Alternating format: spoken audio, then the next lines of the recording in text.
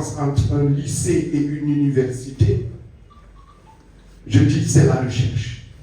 Je réfléchis même pas. Et elle est fondamentale parce qu'elle participe à la production de connaissances.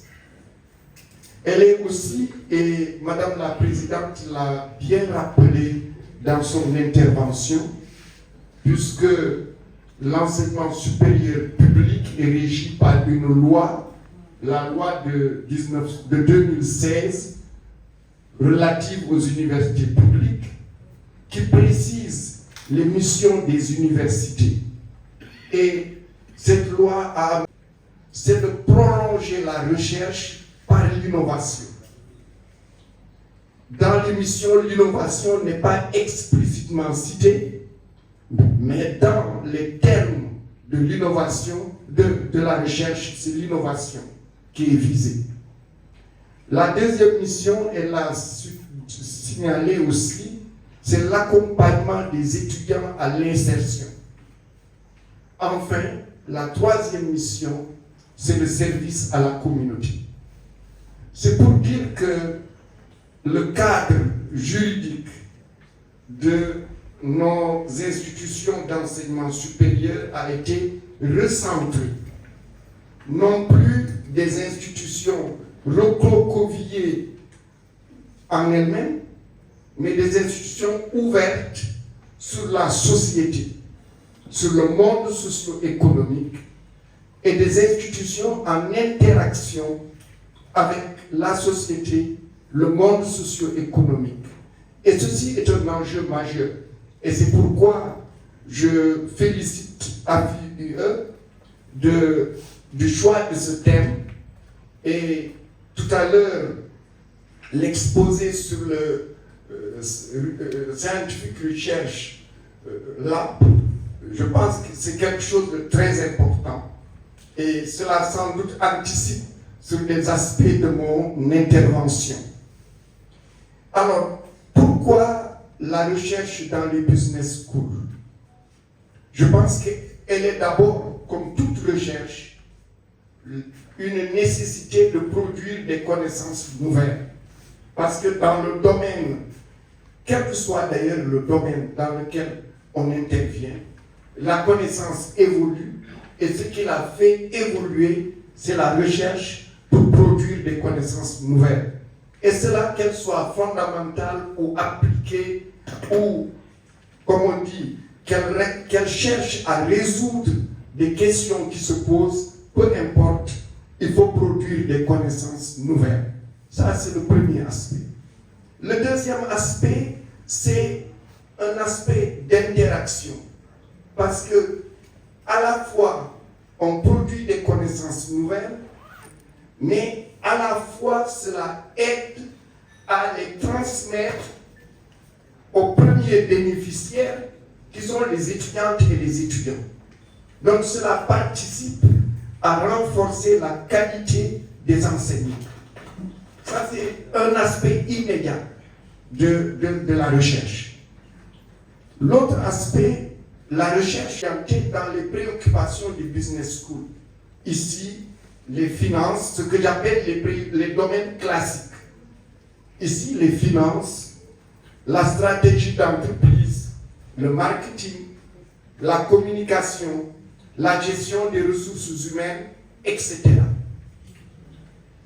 Et j'ai cru comprendre le fait que vous ayez choisi parmi les 3 intervenants, 2 intervenants tout à fait, en principe, hors jeu dans le sujet que nous traitons, signifie que vous visez quelque chose d'autre.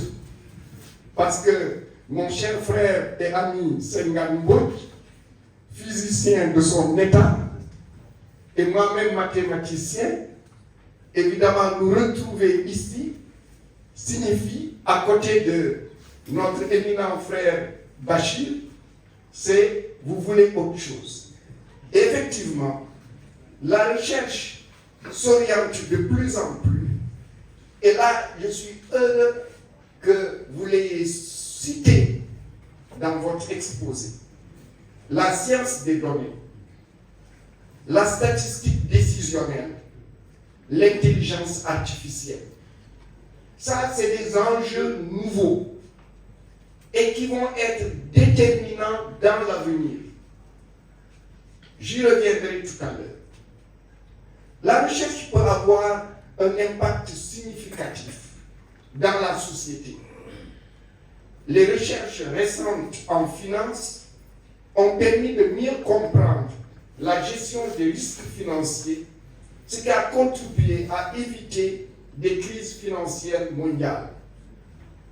La recherche en marketing a permis de mieux comprendre le comportement des consommateurs, ce qui a conduit à des stratégies de marketing plus efficaces pour les entreprises. Les retombées de la recherche sur les enseignements, je l'ai dit tout à l'heure, sont incommensurables. Formation de professionnels plus compétents, plus agiles parce que capables de s'adapter aux nouvelles situations et aussi update par rapport à l'évolution de la connaissance. En deuxième partie, je vais parler, je l'ai annoncé, de la contribution de l'intelligence artificielle dans la recherche dans les business schools. Je pense que dans tous les domaines de la vie, aujourd'hui, on doit les aborder en regardant l'apport de l'intelligence artificielle. C'est un changement majeur. Un président de la République d'un pays aujourd'hui que beaucoup ont du mal à citer, je veux parler de la Russie. M. Poutine a dit il y a quelques années que celui qui sera le leader dans l'intelligence artificielle, le pays qui sera leader, dominera le monde. Et il a parfaitement raison. Et je pense que nous autres Africains, nous devons prendre cette question à bras le corps. J'entends toujours des voix qui sont les voix qui nous ont retardés en 1960. Dire l'intelligence artificielle, ce n'est pas fait pour les Africains. Dire que l'intelligence artificielle, c'est une catastrophe mondiale. Tout pour nous détourner de cette science et de cette technologie. Alors qu'elle est en train de façonner le monde dans tous les domaines. Je pense que c'est une question majeure. Ceux qui seront absents dans ce domaine seront, je dirais, les plus pauvres au monde. Ils seront en marge du village planétaire dans quelques années. Parce que ce qui se passe à une vitesse grand V. Alors, quelles sont les contributions? J'en citerai quelques-unes. L'analyse des données. L'intelligence artificielle peut aider à analyser des volumes massifs de données, le big data, ce qui permet aux chercheurs de découvrir des tendances et des modèles qui seraient difficiles à repérer autrement. L'analyse des données peut également aider les chercheurs à poser de meilleures questions et à concevoir des études plus rigoureuses. Ensuite, il y a la prévision. Les modèles de prévision basés sur l'intelligence artificielle peuvent aider les chercheurs à prédire les résultats d'études futures, à identifier les facteurs qui ont le plus d'influence sur un résultat donné. Ensuite, il y a la gestion des connaissances.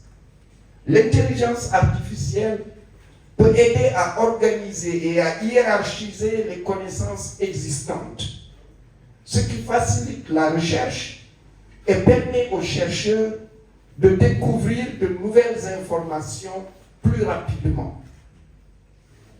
Ensuite, il y a l'automatisation de la recherche. Alors, en le disant, évidemment, je pense que la majorité ici connaît ChatGPT. Certains d'entre vous, ou beaucoup d'entre vous, ont commencé à regarder ce que ça donne. Et vous vous rendez compte de la puissance de cet outil, qui est encore exploratoire.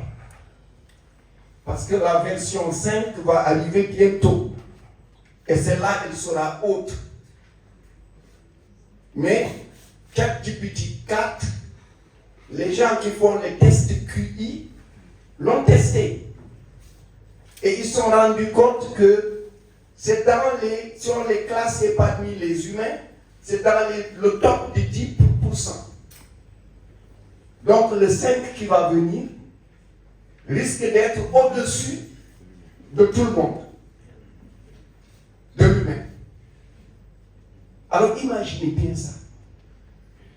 Parce que lui déjà, il vous répond en quelques secondes sur des questions où vous avez besoin de travailler 1 heure ou 1 journée. Celui-là, c'est la préhistoire. Alors celui qui va venir plus tard, et celui qui sera en lien direct avec Internet, parce que celui-là n'est pas encore en lien avec Internet. Celui qui sera en lien avec Internet, surtout utilisant la 5G, avec la rapidité qu'il y aura. Imaginez ce que ça va donner. Donc, automatisation de la recherche. L'intelligence artificielle pour automatiser certaines tâches de recherche, comme la collecte des données ou la classification des données, ce qui permet aux chercheurs de se concentrer sur les tâches plus complexes et créatives. Ensuite, il y a la modélisation des données. Les modèles de données basés sur l'intelligence artificielle peuvent aider les chercheurs à mieux comprendre les relations entre les différentes variables et à identifier les facteurs les plus importants.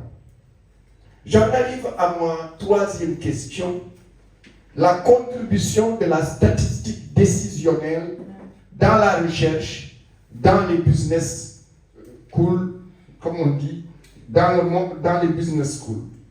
Les statistiques décisionnelles jouent un rôle important dans le monde des affaires et de l'entreprise. La recherche en statistiques décisionnelles est importante dans les business schools pour plusieurs raisons. Tout d'abord, les entreprises ont besoin de prendre des décisions éclairées pour maximiser leur rentabilité et leur croissance. Les statistiques décisionnelles fournissent des méthodes et des outils pour aider les décideurs à comprendre les données et à prendre des décisions basées sur des preuves quantitatives.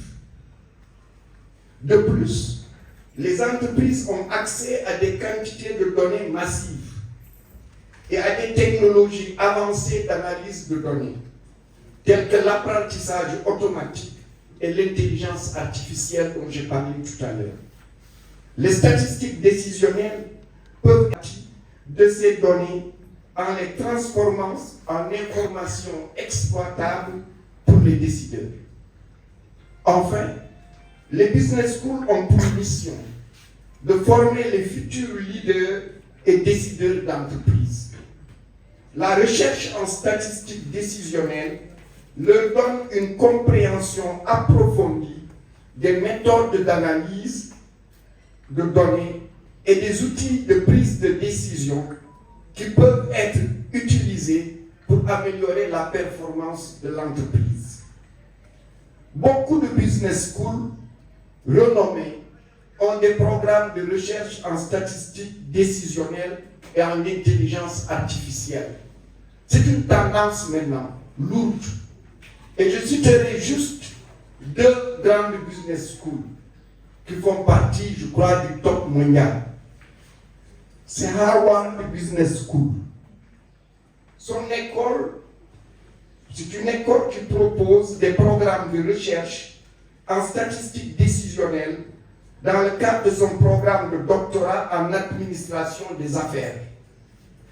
Les doctorants avec des professeurs de renommée internationale travaillent dans des domaines de l'économie, de la finance, de la statistique, de la psychologie pour résoudre des problèmes complexes de prise de décision.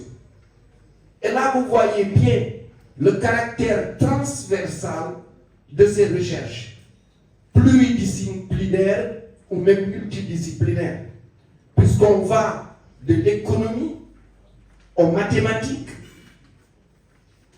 et aux sciences humaines, comme la psychologie. Ensuite, vous avez Stanford Graduate School of Business. Cette école propose un programme de doctorat en statistique décisionnelle. Là aussi, les doctorants travaillent avec des professeurs mondialement connus dans des domaines, ici c'est l'économie, la psychologie, comme tout à l'heure, la statistique et l'informatique, pour résoudre des problèmes de prise de décision complexes. Quatrièmement, la nécessité de mettre à niveau les enseignements dans les business schools africains. Tout à l'heure, professeur Birahim Gueye en a parlé de cette nécessité. Et pour moi, il est important ici, puisque nous sommes à une nouvelle phase d'enseigner. C'est un choix que je fais, mais il n'est pas un choix, comme on dit, impérieux. C'est un choix qui peut être modulé. Moi, je dis d'enseigner le langage Python.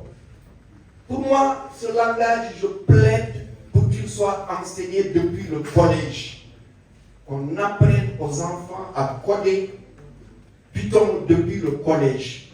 Ou au pire des cas, de commencer à la classe de seconde. Parce que c'est aujourd'hui ce qui fait bouger les choses. L'intelligence artificielle et les statistiques décisionnelles dans les business schools pour plusieurs raisons. La première, c'est la compétitivité. Les entreprises doivent aujourd'hui être compétitives pour survivre dans un marché en constante évolution. L'utilisation de l'intelligence artificielle, des statistiques décisionnelles et de Python peut aider les entreprises à prendre des décisions plus rapidement et plus efficacement. La deuxième raison,